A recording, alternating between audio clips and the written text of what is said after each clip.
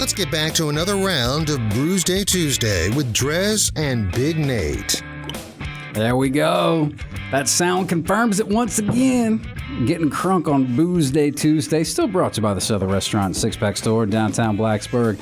Although we're stepping away from the beer to drink some spirits, Nate. How you feeling? I mean, this is the whole reason I showed up to work today. Yeah, likewise, man. It's definitely a good day. We got Jason and Jason from J.H.s Bards, awesome distillery that just opened up a couple years ago right here in Fairlawn.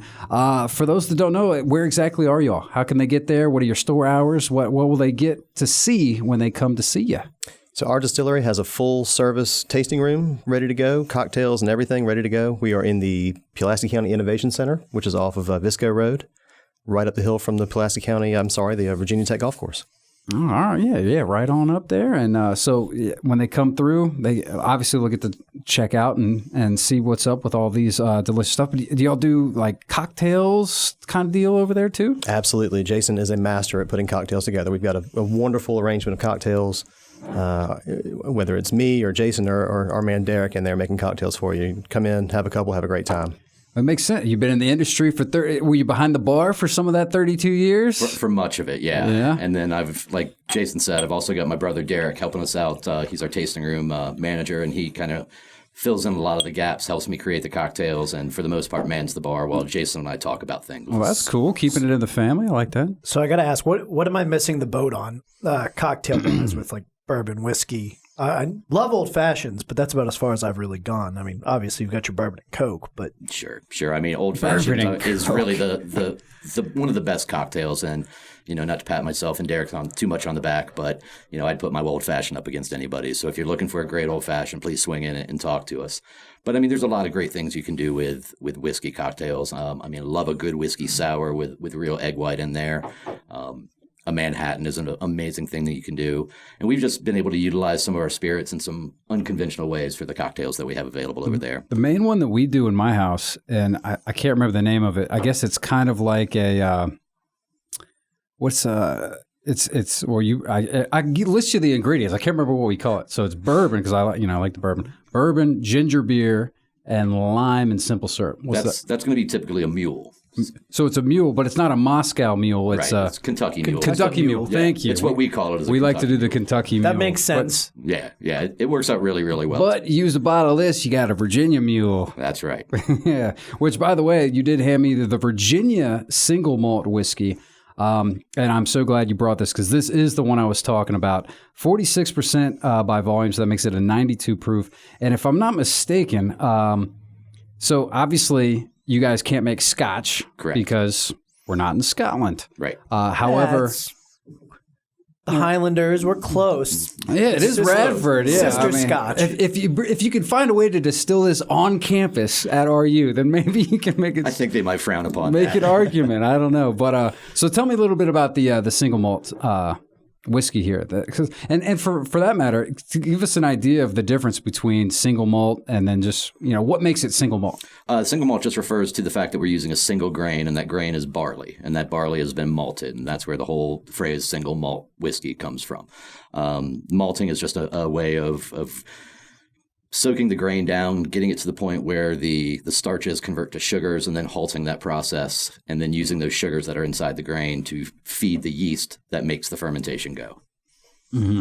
And so versus a blend, which is, I guess, a blend of exactly different grains. Mm-hmm. But yeah, we went with the single 100% malted barley in this one. Super smooth and great to sip on. If you put it up to your mouth and do the little nose trick on it that we talked about earlier, you kind of get a lot of grain coming off of the glass, and it's much softer than the rye whiskey is going to be, but it finishes really, really long and clean. We aged this in its original barrel for a number of years, and then we put it into what's known as a toasted barrel for about a half a year, and that really changed the complexion and the flavor and added some of those sweet factors that you're getting in there, those marginally sweet. So what makes it toasted? So not charred, but toasted? What does that mean? Just like lightly charred? Or what does the toasted barrel mean? So it's really in how the cooper makes the barrel and finishes it. So a charred barrel is going to be basically a flamethrower goes into it and just burns it and makes it charcoal. A toasted barrel is the opposite. You're going to stick it into a large oven like a kiln, bake that barrel until all those naturally occurring sugars rush to the middle. It makes this really nice caramel-looking membrane on the inside of the barrel, and when the whiskey washes in and out during the aging process, it picks up a lot of that sugar and a lot of that caramel sensation. Nice. That's the one thing I actually knew, because I don't know if any of you fall into this trap, but like late at night, I'll just be scrolling through the internet watching random videos. I'm a big fan of the, how it's made stuff. And I've watched them make barrels, and it's one of the most fascinating things in the world to watch a barrel get made. Well, like Jason said, we've got a great cooperage, Speyside Cooperage down in Atkins, Virginia. And their facility is just top notch and amazing, and it's insane to watch their process down there. It's awesome. I wonder. Yeah, I mean, I've never really thought about it, but especially with how popular, bourbon, and there must be huge industry and just barrel making. I have never even really thought about that. How is it made? Is that what you said? Is that on Netflix? Can I watch it? YouTube. There's like every episode on there. Everything's on YouTube. Are you sipping on the Virginia? I am. Malt? Okay. I just wanted to make sure we're on the same page, because is it not delicious? It is. We actually love this one a lot, and we liked it so much that we sent it into the Denver International Spirits Competition. And back in March, we got notified that we won our first gold medal with this whiskey. No kidding. Yeah. So we're pretty proud of this one. So now we're going to retire out on top. That's fantastic. Did you say retire while you're on top? That's right. That's the Pabst Blue Ribbon model. Go down there and get it while you can. Yeah. Pabst Blue Ribbon. They're after my own heart here. Oh, man, that's so good. So what else? All right. So obviously you guys make the vodka, the whiskey. You got an array of whiskey. Do you have any other prospects on the horizon? Any other stuff you might want to try and tackle in the future? You mentioned that barrel that you did that tasted a little tequila-esque. Right. It's a little hard to make tequila in the United States, because tequila, just like Scotch, has to come from Scotland. Tequila has to come from Mexico. So, no kidding. So we could never label it as tequila per se. Well, what's the workaround? What's that made in America then called? Typically they'll call it an agave spirit. Yes. Yeah, okay. yeah. Okay. So I don't know if we're looking at doing that, but gin is really, I'm a big fan of gin, so I'm looking forward to dipping our toes into some gin. I'd like to make some vermouth as well as an absinthe in the future. Really? An absinthe? Absolutely. Now what's the current law on wormwood? Wormwood is, you can use it, has to be a very specific variety of wormwood. And, absinthe has a lot of mystique to it and a lot of, unfortunately, just incorrect facts about it. It doesn't make you see anything. It's not hallucinogenic. No. It doesn't matter where it's made. I was very disappointed when I found that out when I first tried it. You and me both, mate. You and me both. But it's a great spirit that's got a lot of versatility and a lot of great flavors and aromas that can really just transform any cocktail. That's also one of those ones that, like, if you're drinking it the traditional way, I don't know, maybe it's that I'm a sucker, but there's kind of that old, like, when you're putting vinyl on, you pull it out of the album sleeve, throw it on, and then you have to flip it. Like, there's that process to drinking it traditionally with the sugar cube and everything. So it's so much fun. I don't... It's great. And it's a lesson in patience for sure, because one drop at a time to dissolve that out. And it's great to just sit there and watch the spirit go from green to that nice soupy, cloudy green. And it's a fun aspect. Yeah, no doubt about it. So I want to get back to, because you mentioned gin, which I do have some stuff to say for gin, but is dessert here? I know, was that the last one? The maple, right? So absolutely. Let's talk a little bit about this, because I don't know if anybody's there are a ton of different, sweetened whiskeys out there. And a lot of it, you got to be careful, because if you spill it, it's going to be just a sticky mess. And I don't know if this falls into that, because I'm going to try not to spill it whatsoever. Don't spill it.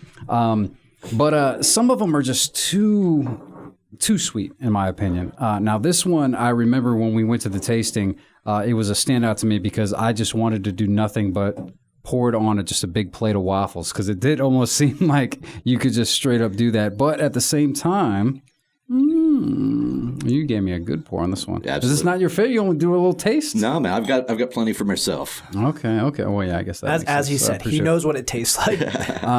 But yeah, this was definitely a standout. So tell me a little bit about the maple whiskey, which, by the way, that's coming in at 30% by volume. So that's a 60 proof. You can't make stuff this easy drinking higher in the ABV. You got to dull it down for people that can just You can just throw this stuff back because it's just delicious. Right on. Yeah.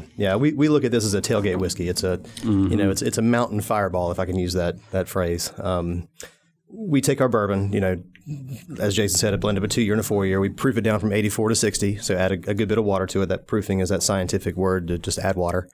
And then we mix actual maple syrup with it. I mean, no chemicals, no colorings, no nasty stuff. Straight up. Yeah, that's it. So real simple math. I see what you did there. Thank you very much. And then it comes out, it's a nice sipper. It's excellent by a campfire. It's excellent before a football game, before a basketball game. It's breakfast food. Yeah, you can easily just throw some ice cubes and drink it straight. But do you have an idea? I mean, I know you guys make the cocktails out there. Do you do a breakfast cocktail with this or something? Like a little, I'm trying to envision. I don't know what it is, though. I don't know what you do. This would be great for hot toddies. Oh, I can tell you that. Yeah, okay. absolutely. Yeah. So one of the main cocktails we make at the distillery with this is our cinnamon maple sour. So it's an oleosaccharum syrup, which is an oil-based citrus syrup that I make, and we blend a little cinnamon tincture in there. Put that together. It's kind of like a whiskey sour, but it ends up tasting pretty much like a bowl of French toast. It's amazing. And another great thing you can do with this is, the classic breakfast shots. A little bit of maple whiskey, a little bit of orange juice, throw a bit of peppered bacon down inside that glass and take some shots. And that's what I was trying to think of. I was like, there's a way to make this with orange juice to make it work. Oh, yeah. The it works bacon real well. is the way to make it work. Yeah, We could have also used this on our Irish coffee show. Oh, This would have been phenomenal. Yep. It blends really well with coffee as well. I'll shot of this with a bacon chaser. You sign me up. So like when I first sipped, I didn't get a whole lot of the maple, and then it just almost like splashes on your tongue, and it's just like having that palate cleanser built in right to it. Oh, phenomenal! Yeah. I mean, it's got that sweetness to it, but it's not heavy and sticky and syrupy, so it flows really nicely. No doubt about it. So I did want to get back to that gin thing because I was surprised. Like I was never a big fan of gin myself. I always thought it's just like pine trees in a glass or something. But I went abroad to Scotland, and it seems like all of the British just love gin. I think that's the most popular spirit, and I was surprised when you have it done with some good cocktails and even just finally tasting good quality gin.